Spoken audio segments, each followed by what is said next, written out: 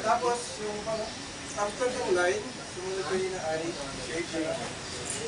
So, yung shape, nagagamit yun, isa sa mga technique na basic, pamamaraan para mas makuha mo yung proportion ng kukopyan ng drawing. Kahit tao mo, ano naman yan, ay titingnan mo yung subject mo. Hanapin mo doon kung anong shape yung makikita mo. Diba, sa ulo. Malapit yung sa mobile. Pwede mo siyang gawin oblong o kaya square. Ito lang yung yung dugtungan ng papel. Ito na rin yung pinaka-susundan ko.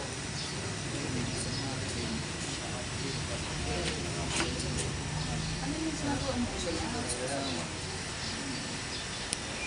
Diba? Organic shape.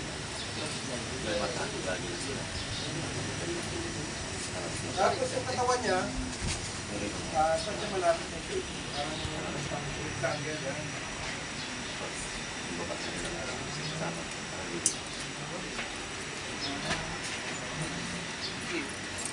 Tapos, pag na-establish mo yung laki ng ulo, pwede mo siyang gamitin pang sukat sa pabuhan. Ito yung size ng head. Parang dalawang kalahati. So, ginagamit ka na technique para makuha mo yung proportion.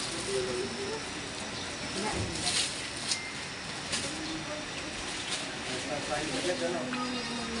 Tapos, yung kanyang braso. Oval, kaya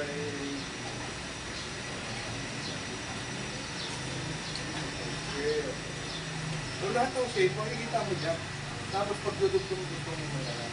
So, ito ay initial sketch pa lang. So, habang dinidetalye mo siya, habang pinagdudugtong-dugtong mo yung mga shape na nakita mo doon para makumpya mo yun, ay unti-unti mo rin i-adjust yung mayroon yung condition natin. Ano? Malaki.